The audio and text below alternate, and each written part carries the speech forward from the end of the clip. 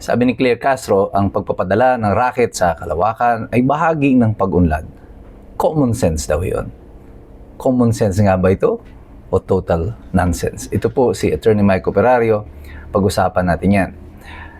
Sa katanungan sa kanya ng Malacanang Press Corps, isang reporter nagtanong sa kanya kung nabanggit ni President Bongbong kung ano ang pakinabang ng Pilipinas sa pagpapadala ng rocket sa outer space. At sabi niya, ito ay bahagi ng pag-unlad. At common sense daw yon. At tila ba tinutuya pa itong reporter na parang wala siyang alam. Well, himayin natin yung sinasabi na yan ni Claire Castro. Bahagi nga ba ito ng pag-unlad? Uunlad ka nga lang ba dahil sa ikaw ay merong space program or merong spaceport? Well, sa katotohanan, sa buong mundo, ilang mga bansa lamang po may technical capability to launch rockets in space. May category po yan sa mga bansa na merong space programs. Kapag ikaw ay may mga satellite na sa labas ng kalawakan, in outer space, ikaw ay nasa category 2. Or itawag dyan yung operational level number 2. Ang Pilipinas po, dahil may mga satellite tayo na i-launch na sa outer space, pero nakisakay lang po yung ating mga satellites. I think we use Japan to do this for us. We paid Japan para maipadala yung ating mga rocket. I'm not exactly sure, but we paid another country to launch our rockets. Tayo ay nasa category 2 dahil meron tayong mga satellite ng Pag-asa monitoring our weather stations. And sa mundo po ngayon, kapag ikaw ay may capability to launch a space rocket or a shuttle or a vehicle outside ng kalawakan ng aerospace, ikaw ay mabibilang doon sa operational level number 3. At sa kasalukuyan po, ang mga bansa lang na under operational number 3 ay ito, Brazil, Iran, UK, France, Italy, South Korea, Argentina, Canada, Ukraine, Poland, Australia, United Arab Emirates, Sweden, Israel, and New Zealand. Yan lamang po yung nasa operational level number 3. May mga mas matataas pa po sa kanila, kagaya po ng operational level number 4, 5, 6, and 7. Yung 7 po, ito yung mga Amerika lamang po ang under operational level number 7 kasi sila rin nakapagpadala ng tao sa buwan. All the rest, mga unmanned rovers ang pinadala po sa ibang sa buwan, sa iba pang mga lugar. So, mapansin niyo yung listahan na yun ng mga bansa ay hindi po umunlad dahil sa space program. Sila po ay maunlad na. Kaya nagkaroon sila ng space program. The space program became a necessity. It is a byproduct of their being first world. Dahil nagsiyaman ng mga bansa na ito. At makikita nyo dito sa listahan na ito ng mga may launch capabilities, wala po dito mga bansa ng mga third world countries.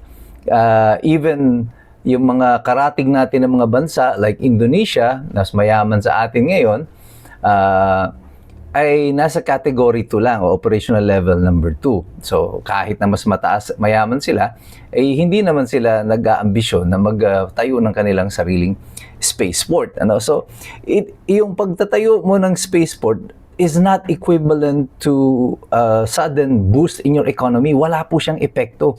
As a matter of fact, the development of a space program is a byproduct of your economic development. Ito ay simbolo na meron ka ng kakayanan. But ironically, baka hindi nyo po natatandaan ito, yung dating Pangulo, yung tatay ni Bongbong Marcos, si Ferdinand Marcos Sr., in the 1970s and 1980s, he developed a rocket program. Hindi pa nga po ito space program. It's just a rocket. Kailangan mag-develop muna ng rocket or missile bago ka makadevelop ng space launch capability. So Marcos tried to develop a space program and they called it the rocket a missile launching project. And they called it the Santa Barbara project. And ironically, alam niyo kung anong pangalan ng unang rocket na dinevelop or tinry na i-develop ng Santa Barbara project? It is called the Bongbong rocket. Anong nangyari sa Bongbong rocket? Eventually, the government had to abandon it. Noong 1980s, isinara na itong Santa Barbara project because hindi makadevelop talaga ang Pilipinas ng effective na rocket because wala tayong technical capability, wala tayong mga scientists to do it for us, and the cost is too high. We don't have parts, mga salvage lang tayo ng mga parts from World War II remnants ng mga rockets. So the cost is just too high that it became more practical na bumili na lang tayo ng rockets mula sa ating mga karatig na bansa. Kagaya niyan, bumibili tayo yung BrahMos is from India.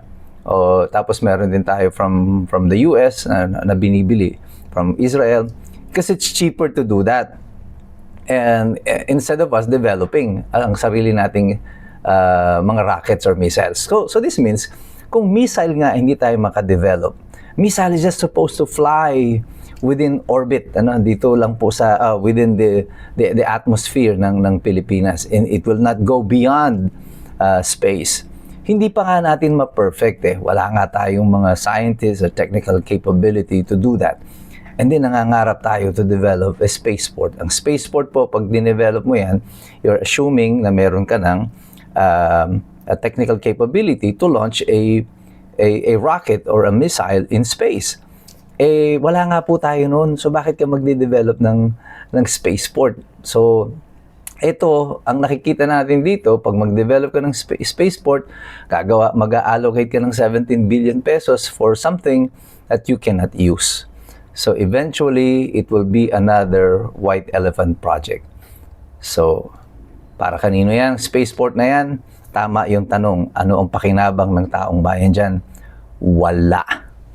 This will be another segment of the bongbong racket. This time, ang mag-uumpisa nito ay si bongbong na mismo. And just like the bongbong racket of the 1970s and the 1980s, this rocket and this space program is doomed from the very beginning. Hindi po talaga ito uubra at wala talaga tayong pangangailangan nor the capability to do this. And this will be just another